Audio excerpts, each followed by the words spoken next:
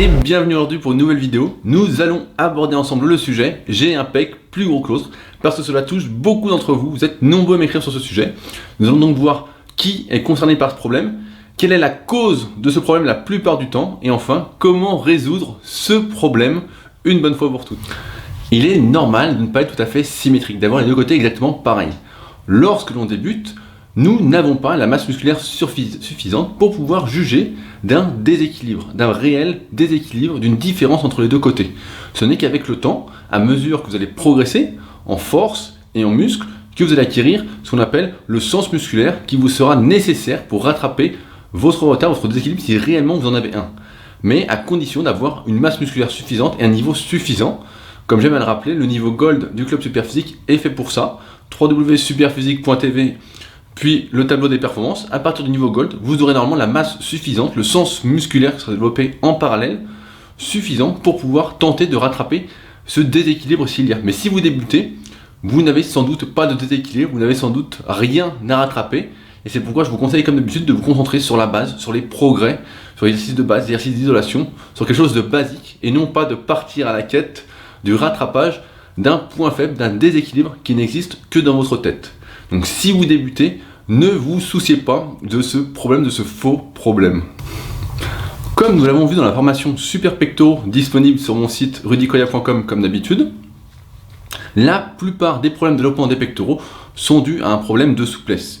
Et il est fréquent pour chacun d'entre nous d'avoir un côté qui est plus souple ou plus raide que l'autre en fonction de nos antécédents, des blessures que l'on a eues par exemple, qui vont rendre une épaule plus laxe ou moins laxe suivant la blessure, et qui vont donc changer nos mouvements des deux côtés. Par exemple, vous avez une épaule en avant de l'autre, à cause d'une raideur particulière, lorsque vous allez faire votre développé couché, vos coudes ne vont pas se placer pareil sous la barre, et donc forcément vous n'allez pas recruter exactement pareil les pectoraux droit et gauche, ce qui va s'en suivre évidemment un déséquilibre de développement entre les deux. Donc c'est pourquoi il est important d'être aussi souple de chaque côté pour n'avoir rien qui va tirer, qui va gêner le mouvement normal et faire le même mouvement des deux côtés. Pour cela, il va falloir étirer chaque muscle présent sur la même chaîne musculaire, par exemple que les pectoraux. Donc si on prend les pectoraux, ça va être le grand pectoral, le deltoïde antérieur, le biceps, le triceps, le grand dorsal, le grand rond, le trapèze, etc. Tout ce qui va jouer sur la souplesse de l'épaule et donc sur la souplesse du grand pectoral à la fin. Si vous avez eu une blessure telle une luxation qui est assez courant au niveau des épaules, il est possible que vous avez une épaule qui est un peu plus laxe, moins tenue que l'autre, et dans ce cas-là, ce n'est pas un problème de souplesse, mais de stabilisation.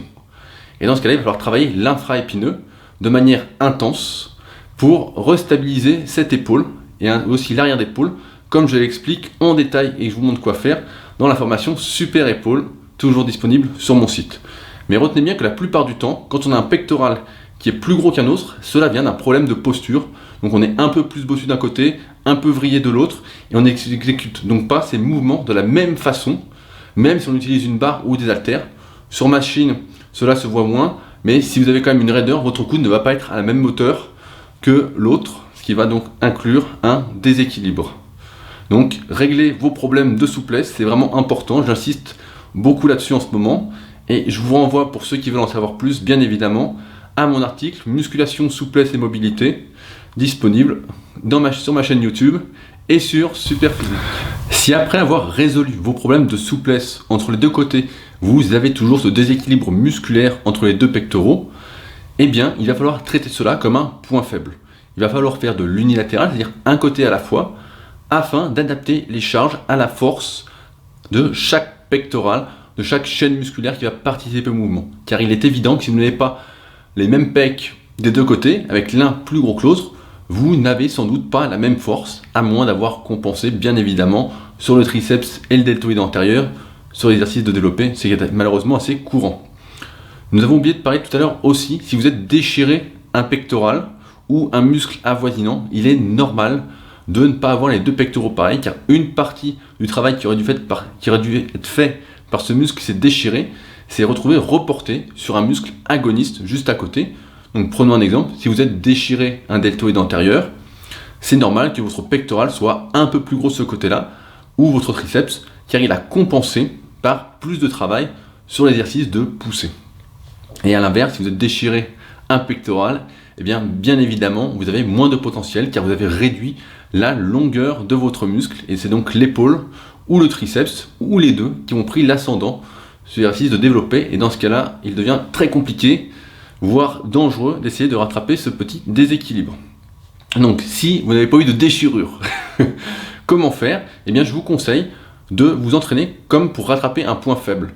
Pour cela, je vous renvoie, comme d'habitude, à un article que j'ai déjà fait, que vous pouvez retrouver sur Google en tapant « Comment rattraper un point faible » avec Rudy Koya à la fin. Et enfin, l'article « Pré-fatigue en musculation » en rajoutant toujours mon nom juste après pour le retrouver. Et dans ce cas-là, il va vraiment falloir travailler ce pectoral en retard comme un point faible. Si c'est vraiment très gênant, si vraiment ce déséquilibre est énorme et qu'il vous gêne énormément, je vous conseille de ne plus faire aucun exercice à la barre ou sur machine avec les deux bras en même temps, mais de faire chacun des mouvements de manière unilatérale, un côté à la fois, en série longue, en se concentrant sur la sensation, en apprenant à contracter au mieux ce point faible entre guillemets. Ce n'est que comme ça que vous arriverez à le rattraper petit à petit, et évidemment l'entraînement devient moins ludique. C'est pourquoi je le conseille vraiment aux personnes qui ont un très bon niveau et qui ne sont pas débutants. Comme je disais au début de cet article, ceux qui ont déjà une certaine force et un très très bon sens musculaire, parce que si vous ne sentez rien et que vous n'avez aucune force, vous n'allez rien rattraper du tout, au contraire, vous allez complètement stagner, pas progresser et rien du tout. Donc, traitez-le comme un point faible, en entraînant 1-2 fois par semaine, en adaptant votre programme de manière générale pour combler ce retard. Il n'y a que comme ça que vous arriverez à le combler. Une fois que vous aurez appris à bien contracter ce point faible, donc ce pectoral moins gros que l'autre, eh bien vous repasserez à un entraînement normal de progression, comme je le rappelle régulièrement, car il n'y a que comme ça qu'on progresse sur le moyen et le long terme. Tous les conseils que je viens de vous donner dans cette vidéo peuvent s'appliquer à n'importe quel muscle, à n'importe quel déséquilibre entre les deux côtés, bien sûr en adaptant les exercices et en cherchant, par exemple, si vous avez un problème de souplesse entre les deux côtés, à le résoudre avec les muscles qui figurent sur la même chaîne musculaire, etc., de façon à pouvoir contracter les deux côtés de façon identique.